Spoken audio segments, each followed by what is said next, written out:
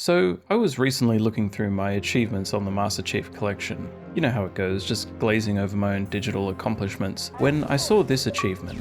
In Halo 3 ODST, complete any level without using Covenant weapons. That's an interesting achievement, I guess. Apparently I did it back in 2023.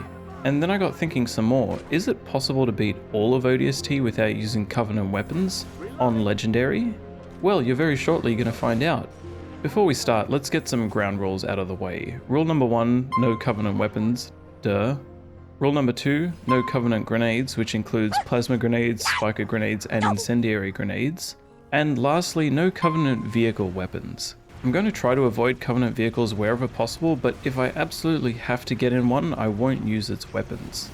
One thing I learned immediately is that the pistol is nearly useless against brutes. Plasma weapons are extremely effective in removing an enemy's shields, leaving them vulnerable for a one-shot headshot. However, we don't have access to plasma weapons in this challenge.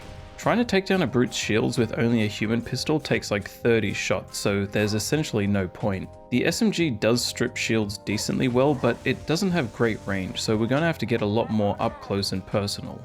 Anyway, after getting lost in the streets of New Mombasa for a few minutes, we receive a call from Super Nintendo Chalmers, who gives us our waypoint marker. Shortly after entering a dark interior and fumbling around trying to figure out what my night vision keybind is again, we're led into a courtyard with a bunch of grunts where we're introduced to another wrinkle of this challenge. Since we're limited to human-only weapons, there's significantly less ammo pickups that we can rely on. And because I was farting around outside earlier, I'm just about out of ammo for both my weapons. Right as I completely run out of ammo and resort to running past the grunts, we pick up our first death of the run. Second time's a charm though, and we make it through with a sliver of health remaining. Inside the building, we pass a couple of grunts who have overdosed on oxygen, watch a cutscene, and now we're onto our first actual level of the game.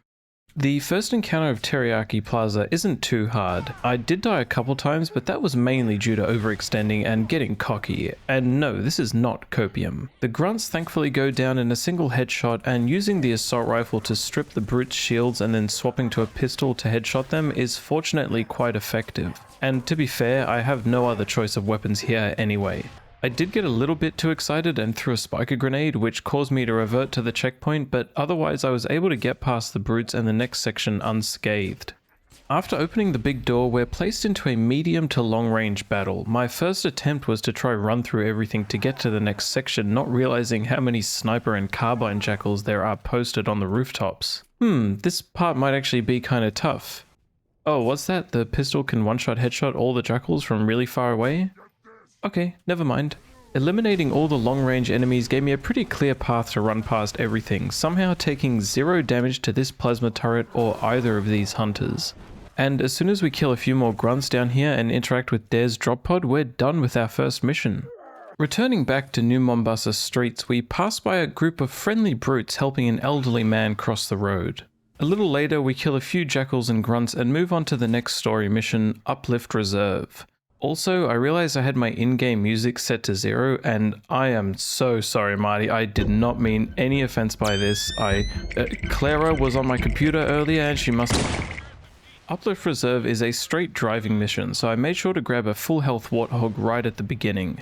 In Uplift Reserve, you can drive past a lot of the action, especially with a Ghost. You can kinda just Skyrim horse your way up a lot of the hills. Unfortunately, in this challenge, we can't use a Ghost, and the Warthog isn't anywhere near as good at driving up walls.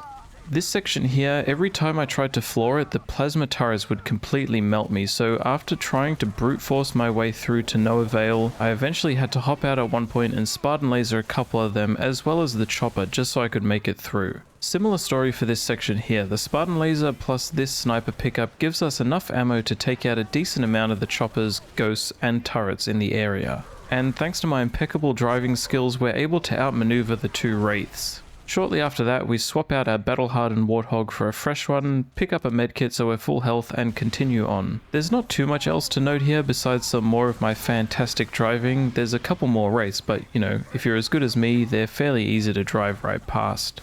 Back in the streets of Mombasa New, I had the brilliant idea of testing out the pistol on a lone brute, which ended in me dying and getting set back about 5 minutes. No worries though, I'll just quickly run back and... Are you fucking kidding me? Running back once again just to die to a brute sitting on a turret because I thought he couldn't hit me where I was standing. Alright, look, I'll take full responsibility for that one, okay? That one is on me. Our next level, Bazingo Boulevard, starts off with our character running away from a Wraith, which is not as easy to do without a Warthog. Good thing we have something even better, the Halo 3 tank, which completely trivializes this opening encounter and makes this entire fight a complete non-issue. So anyway, tank beats everything, including my Marine teammate who I accidentally obliterated. Look man, I was getting shot at, I got shot at by a brute shot, I saw movement in my peripheral and I just fired, okay?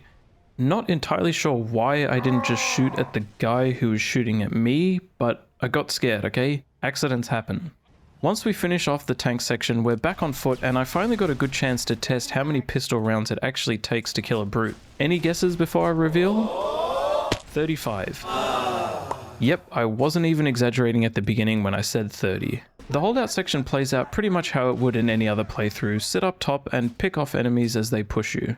I had a few deaths here and there, but nothing out of the ordinary. It was basically sniper rifle or SMG for the brutes and pistol for the jackals and grunts. Probably the easiest level so far thanks to how good the Halo 3 tank is. Well, I should have enjoyed it while it lasted because the next level, Oni Alpha Site, was the biggest difficulty spike at this point in the campaign.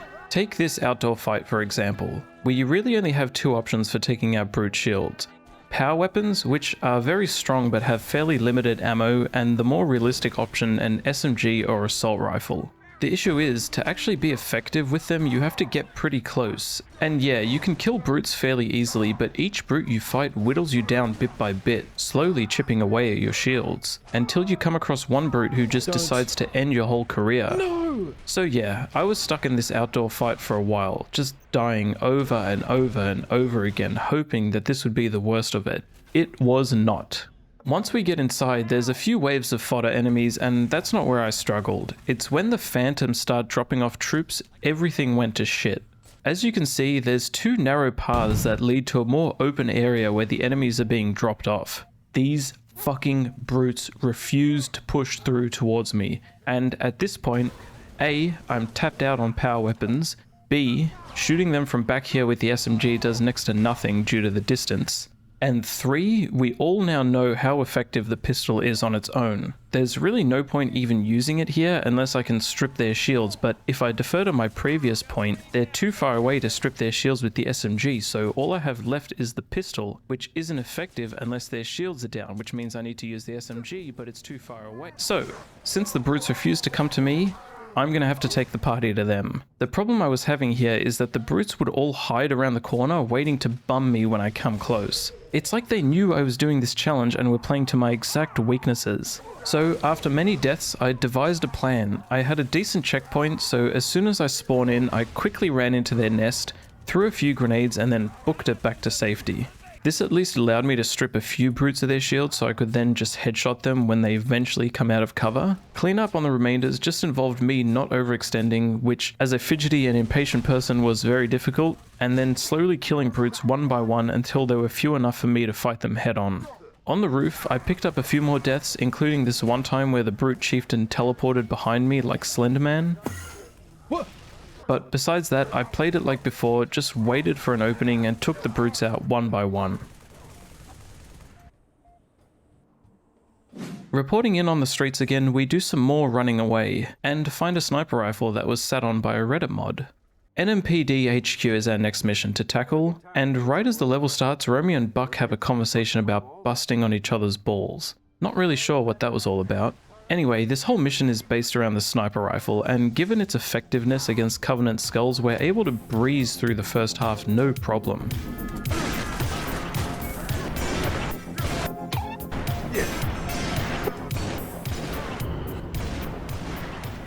Once we arrive at the Crash Pelican, we're treated to a treasure trove of rockets, rockets, and more rockets.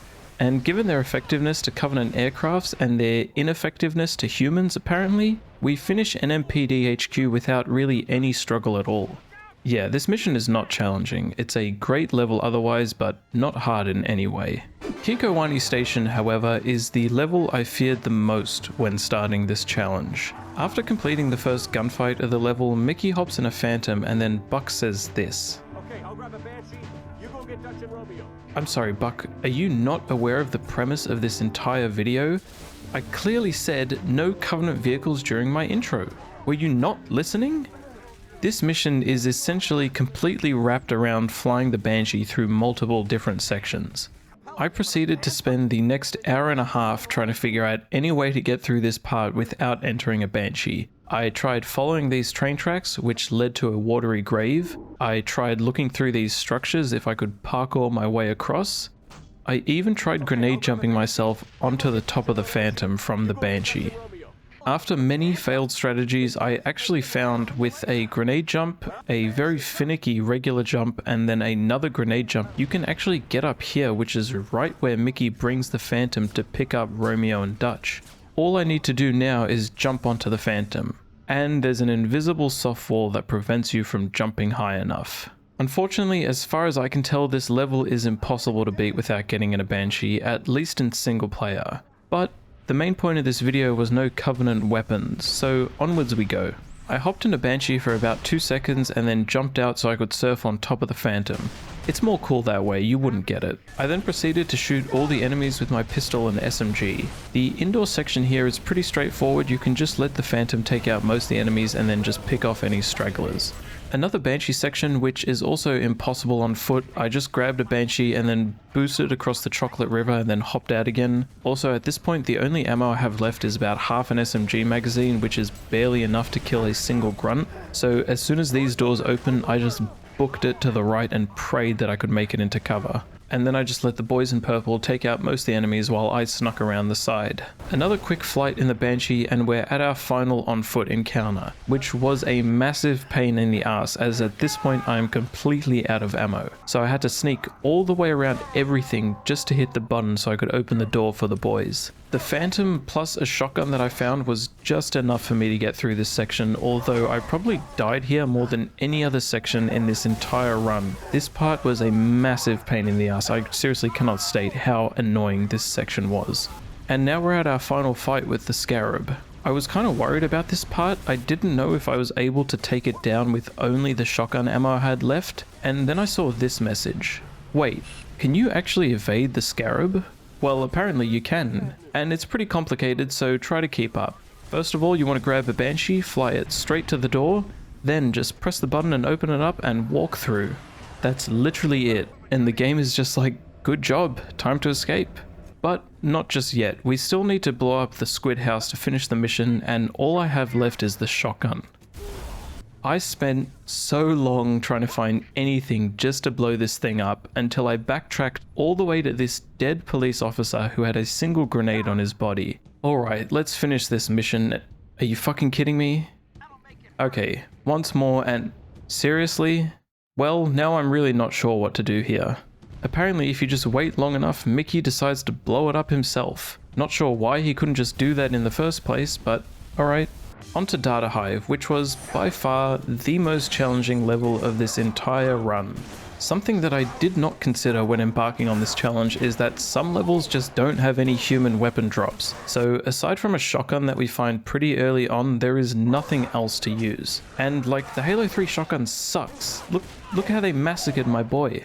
These next encounters are rough, and if it wasn't for old Benedict Arnold here taking some of the aggro for me, I don't think I would have been able to get through here with the weapons I had.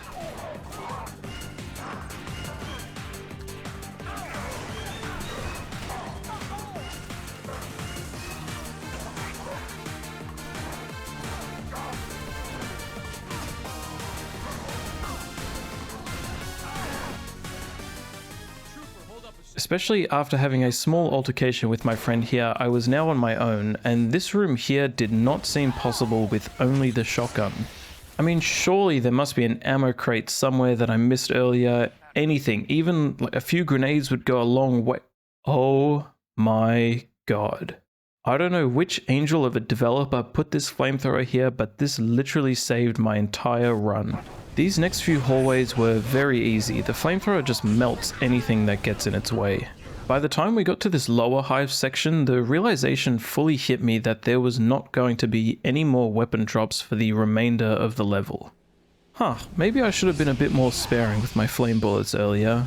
Now, being a mid-20-year-old living in a major city in the big 2025, I know how to stretch out a resource. And I realize that I can tap fire the flamethrower to use very little ammo while still being quite effective. The whole hive section, I would just wait for a drone to perch, tap fire the flamethrower, and then rinse and repeat, and it was actually pretty effective. I managed to get through this section with 6 shells still remaining in my flamethrower. But we're not done yet. We still have one more fight between us and the legendary Pokemon we've come to capture. Also, at this point, I was so deprived of ammo, I started seeing things and literally thought this pad on the ground was an ammo drop. Anyway, we swiftly take out Team Rocket and claim our purple squid. One final fight on our way out and we use all of our remaining fire juice, punch everyone else in the back of the head Australia style, and safely get out of there with barely any ammo remaining. Now that we're squiddy enough for the Squid Club, it's time to squidaddle out of this city. Most of Coastal Highway plays out pretty much the same as a regular run. The opening gunfight is a total breeze compared to the previous levels, especially since we're given weapon supplies again. Wow, what a novel concept!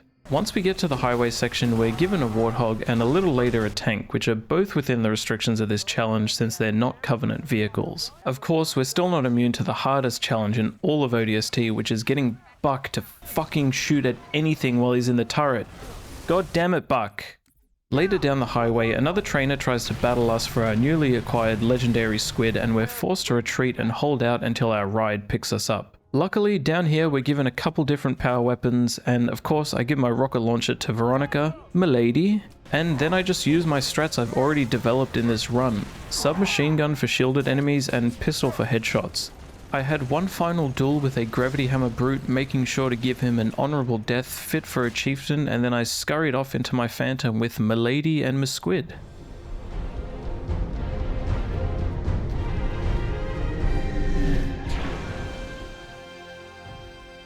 So, can you beat Halo 3 ODST without using any Covenant weapons? Yes, with a bit of ammo management and some sneaky sneak tactics, it is absolutely doable. As far as I can tell, Kikowani Station is the only level that requires you to enter a Covenant vehicle, however you can still beat it without using any of the Banshee's weapons.